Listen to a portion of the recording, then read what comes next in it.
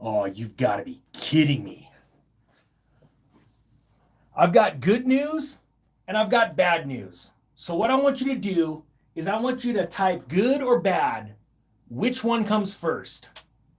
And the reason why I say that, and I'm going to start with the Wall Street bet story because I think it's the biggest one and I think it's important and people need to hear it. But I want to know what you want. Good news or bad news? Type it down below. First, we're going to talk about XRP and Wall Street bets. It's a big deal. What we have right now is a massive group of traders on the internet. I don't know if you've ever heard about them. If you've heard about them, type Wall Street bets down below or hashtag it. Now talking about XRP, the founder of Wall Street bets actually. And that's very powerful. Even though I think we're going to see some more weakness in the price, there are people watching this and it's going to be a big deal. So let's start with this story and then we're going to go with what you want. Good news or bad first. After this. This story is out of the cryptobasic.com. Also, guys, if you could hear me, YouTube's doing something funky and it started the live stream before I have mics. If you could hear me, type 1, please, if it comes in clear. Wall Street Bets founder predicts XRP price if global crypto market cap hits 5 trillion. Now, again, this is important news because Wall Street Bets is a massive group of traders on the internet. They know stocks, they know crypto, they know gold and silver, right? Check this out. Wall Street Bets founder Jamie Rogozinski has used the recent XRP surge to speculate on its potential if the broader crypto market cap hits $5 trillion. I personally believe 5 trillion is baked into the cake in 2025. Type yes or no if you agree with that. XRP, one of the top gainers in the latest bull rally, soaring by over 400% within a month. And I want to remind you, has been in the top 10 crypto market cap ever since, forever. Between that and Bitcoin, and most people don't even remember that Ethereum almost went broke and they were begging for money in 2016. People don't realize this. XRP and Bitcoin have been in the top 10 for as long as I can remember, right? We're talking about the two big boys here. And I know it sounds funny because you got a lot of Ethereum, maxis out there. And even Donald Trump, his number one holding right now is just released is Ethereum, right? But the thing is that people don't realize the potential, the coiled spring that XRP is.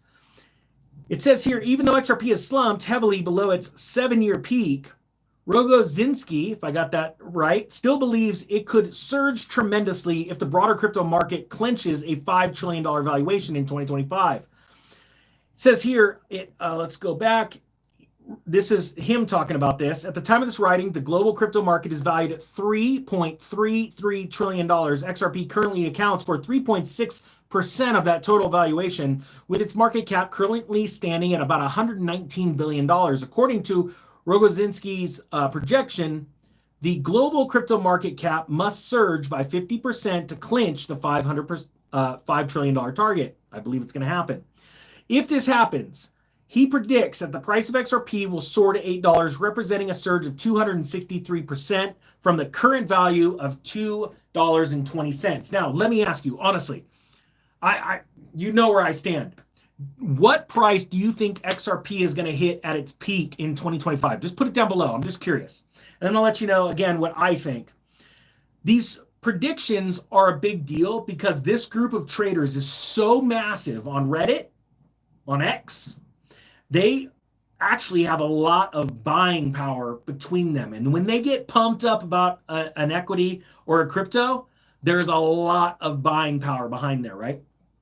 I think $8 is going to be an easy number in 2025. And this gets me excited. All right, now that story's out of the way, I've got good news and bad. What do you guys want first? I'm watching. Good news or bad?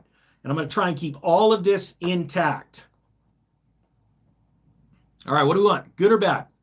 All right, bad news. Doug says bad. First bad story.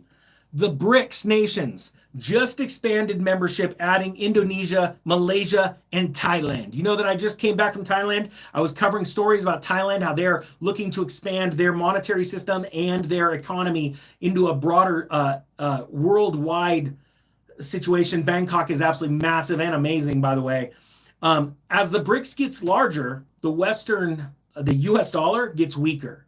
And you know what's sad is most people don't realize it because they're looking at the USD paired to other specific currencies, but they're not watching that broad basket of currencies that are being built up in the BRICS nation have so much purchasing power, so much GDP strength that it makes the US look smaller and smaller and the dollar weaker and weaker. Yet most people, they only look at the strength of the US dollar. That's all they care about. We need to start broadening our horizons. We all need to start reading more books. The only thing keeping you back is the book that you didn't read. Have you ever heard that comment? I think it's very, very important.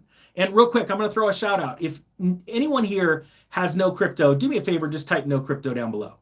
And if you're one of those people that are on the edge, you want to learn how to do it, I got a sale link down below to the Bitcoin 101 Accelerator. It'll teach you all the basics. Go check it out.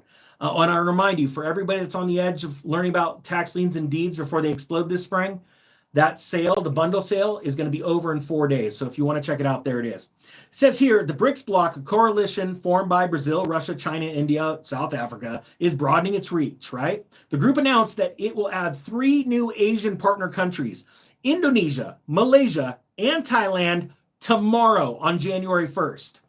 It says here, the expansion underscores BRICS' growing ambition to deepen ties across the global south. I'm not joking when I say you have the world's economies completely divided now. On the left, you've got the Western powers of the United States, Canada, and Europe. And on the left, if I've got my right and left right with where you guys are seeing, let me know if I do. You've got almost every single other country. We have an economic war going on right now. And if you aren't ready for it, and when I mean ready, I'm not talking about getting into a bunker, because the next story is quite possibly about that. It is, if you're not ready to take advantage of this, I mean, the dollar is losing to gold. The dollar is losing to silver. Over the last 2-3 years, the dollar is completely obliterated by Bitcoin, XRP, and a lot of cryptocurrencies. The dollar is losing value at the grocery store. There is no single place on this earth that the dollar isn't losing against, unless you hold it in a bank account and you're waiting for other equity markets to drop and you buy on the dip with those dollars.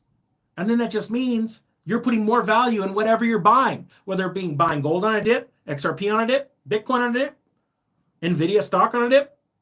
You're putting more value in what you're buying with those dollars. If that makes sense to you, do me a favor and just type yes. If it doesn't, type no. This is so easy to figure out. Warren Buffett right now is putting more value in cash than in stocks. Why do we know that? Because he's selling all of his stocks and he's saving up cash. Right? And the question is, what do you value the most? Right? So BRICS has just expanded, in my opinion, massively. You see, once you join that club, it's like joining a gang. You get jumped in, you get jumped out. And the benefits of being in the gang are protection. And that is exactly what's going on. You've got nations building a financial economic gang. And they're going to protect each other. When the U.S. comes after them and goes and sanctions their countries, like, don't worry, we got this. We've got you. We're going to hold you together. One country. You see, this is should be very alarming to people. All right, next story. We want some more bad news? Let's do some bad news. Hey, here we go. Puerto Rico plunges into darkness, into nationwide blackout, internet connectivity completely cut off. I'm not going to mention who he is, but a very well-known personality. I emailed him today. I said, hey, how's that blackout going out? He is in Puerto Rico, and he said, this is no joke. You know, it's funny. He was texting with me real quick, and he's on the internet. Why? He's a prepper. He's got Starlink, and he's got all kinds of stuff set up, battery backups, and he's got some food. He goes, I'm living high on the hog. There's absolute chaos, right? Not chaos, but what I mean is that this is just one example of what you need to be prepared for. Financial little dips or crashes, and just society crashes, right? You know, this is a great example of you're sitting there and you've got your Wi-Fi and you're on your cell phone. I'm like, the grocery store, sorry, we got to close because the fridges have no power. We got to try and conserve power so all the milk doesn't go bad. Yeah, no worries. I got my own food over here. You know, less reliance on the government is what we need. Type 10 if you agree with that. They're out. Every government around the world is spending your tax dollars, my tax dollars, and it's starting to really piss me off. And just everything that's total crap. If you agree with that, type 10. Now, let's piss off the algorithm with all those liberal ties. All right, here we go. So, A massive blackout struck nearly all of Puerto Rico early Tuesday, leaving over 1.2 million customers without power hours before the New Year's Eve celebrations. Now, just so you know, I don't believe in the preppers that are hiding in a tunnel and they're going, I'm never coming out. The end of the world's happening. I don't believe in that. I believe in surviving and thriving, okay? That's why you logically think about what you need to prepare wisely, right? So check this out. Next story. Am I good news or bad? Ooh. Well, I don't know if this is good news. Why don't you just let me know when I start reading it, type good or bad. U.S. Bitcoin Strategic Reserve could push Bitcoin to $1 million, Bitwise executive says. What do you think? Is that good or bad? It says here, however, the changes of it materializing are slim for 2025, the Bitwise executive underlined. All right. I've got my own thoughts on this. Let me read through and I'm going to get some of your comments too. Bitcoin, the world's leading cryptocurrency, could reach the ambitious $1 million price target if the U.S. establishes a Bitcoin strategic reserve, according to an executive at Bitwise Asset Management. However, the probability of this materializing stands less than 10% in the next year, according to Jeff Park, head of Alpha Strategies at Bitwise Asset Management. First off, I believe that the new incoming president and all of his cabinet has an uphill battle because there are a lot of angry people that are afraid of the crimes they've been committing for, no joke, decades and decades, are going to be fighting him tooth and nail. That's on both sides of the aisle. All right? Type 11 if you agree with that. Then, but here's the thing. This is really smart. The cool thing is there could be an executive order, an emergency declaration, right? He can authorize the Treasury to print currency or use the emergency fund, the stabilization fund, to buy crypto. Even if he starts just a little bit, hey, we'll just put $1 billion into it, just $1 billion, oh, you got to start somewhere. Name what movie that's from. What's going to happen is, and it's already started with Russia. Russia signed historic documents back in August and September saying, hey, we're getting screwed because the U.S. is trying to stop all of our financial transactions. Start minting Bitcoin, start mining Bitcoin, start investing in Bitcoin. He even said it, not a G8 summit or G7, but I want to say, I don't remember what meeting it was, because the true financial freedom is Bitcoin. You can't be sanctioned if you own Bitcoin. So Russia's already taken off. We already know that, other South American countries are already all pro crypto, right? Other countries are trying to buy it. They're buying it behind the scenes, and then pretty soon they're going to announce it. So our next president, Donald Trump, doesn't have to come right out and win this one. Other countries are. And honestly, just like a Chinese spy balloon that's flying over our country, and all these old geezers that are running our country in Congress sit there and argue, should we shoot it down? I don't know. Finally, it's like it's almost out of sight. It's already made it all the way across and gotten its data. Let's send up a fighter jet, and it misses at first. Gosh darn it. And you're like, gosh, this is like almost foreshadowing for what's going to come in the future to America. Pride comes before a fall, but let's finally shoot it down. And then it's like, oh, well, there's like thousands of drones. Should we shoot them down? No, it's because it's the U.S. government, black ops, through private corporations trying to do things to our citizens. This is not a joke, right? So it doesn't matter. It says it right here. And the timing doesn't matter because the gauntlet's already been set. Wyoming's already, Congresswoman from Wyoming has already set up the legislation. Hey, we want to do this now. Trump's already said, hey, I want this to happen now. And hey, I want Bitcoin to be tax-free. If you think Bitcoin should be tax-free, do me a favor and just type Bitcoin tax-free down below. Just because you never know. The Trumps watch my buddies' channels. Why can't they watch this one? Just send a message to him. So here's the thing. All right, so that story's off, right? I think Bitcoin's going to hit $1 million. I do believe the U.S. government is going to probably be slow to act because they're tools and get behind the president's idea of buying up 5% of the Bitcoin. But that's just me. Next story. Is this bad or not? I don't know. Out of Reuters, bank regulator gives BlackRock January deadline on bank stakes. You're like, well, what are you talking about? See, there's sort of this thing going on. The Federal Reserve doesn't want you to know. The banking sector is collapsing. And because old Sleepy Joe kept shoving dollar bills up their tailpipe to keep them solvent, and it's going to come unloaded in 2025. And they're going to go, hey, you voted for him. And there's going to be a lot of idiots that say, oh my gosh, it's totally President Trump's fault. It's not the last guy's fault. It's this guy's fault because the mainstream media said it was. That's the tone of their voice too, just so you know. Oh my gosh. Did you guys hear that girl on TikTok that's so angry that she voted for Donald Trump because he hasn't gotten anything done since he's been elected as president? Like, type yes or no. Like, have you seen that video? It's about the dumbest thing ever, but it's reality. And this comes from someone that voted for Trump. Like, hey, Captain Obvious, I know you're trying to state some facts here, spit some truth, but your truth is wrong because he's not the president yet. However, I've never seen an incoming president do more and make more decisions and scare more politicians around the world before he's president than ever before. The U.S. Federal Deposit Insurance Corporation, that's completely broke, has told asset manager BlackRock that it has until January 10th to accept an agreement that would allow the agency to step up scrutiny of its investments in FDIC-regulated banking institutions. You know, the way I read this is, what the fudge is the FDIC telling BlackRock it has till January 10th to do its own job? Is that weird or what? It says on Friday, the FDIC said it reached a similar deal with Vanguard, strengthening the rules the asset manager must observe as a passive investor in FDIC-supervised banks. What the fudge is going on with the FDIC? Now, we already know they're totally insolvent and they're ran by a bunch of kooks. But think about this. Hey, we're the FDIC and we're going to give you big asset managers, because we're getting kickbacks behind, about another 10 days before we come down on your investments. Man, I'll tell you what. 99% of the government needs to go away and be fired. Type I agree if you agree with that. Shoot, type hashtag Doge. I'm not talking about the coin. I'm talking about the actual truth about this. This is a very serious thing.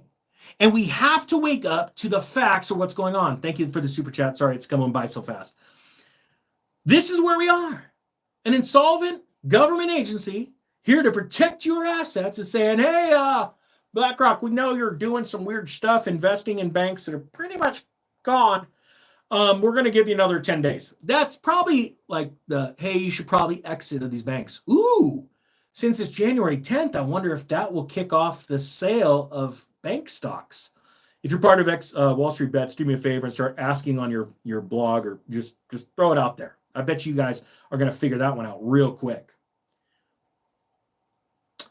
I think this is that's bad news. All right, that's all I got. If you guys want to learn about crypto, there's a sale through the 4th on the Crypto Trader Pro on the Bitcoin 101 Accelerator. If you want to learn about taxings and deeds, honestly, I think it's going to be one of the greatest opportunities next to crypto in 2024, or 2025. If you want to learn about it, less than 5% of real estate investors in this country know anything about it. I've never done it. And they charge like $2,000 up to $50,000 for these stupid courses. There's a link down below for $400 and coaching calls if you want to do it. And once you learn this skill, I guarantee you will look at real estate so different. Either I'm going to make 18 to 36% on my money per year, or I'm going to turn around and I'm going to buy properties through tax foreclosure auctions that are blowing up right now and going to get way bigger in 2025. I'm going to do that instead of buying like everyone else buys real estate. If you want to learn that, links down below. Sale's good for, I think, 4 days. Hopefully you have a great day. Have an awesome New Year's Eve. Don't drink too much. Hold on. Hydrate. It's water. All right, with that being said, Economic Ninja is out.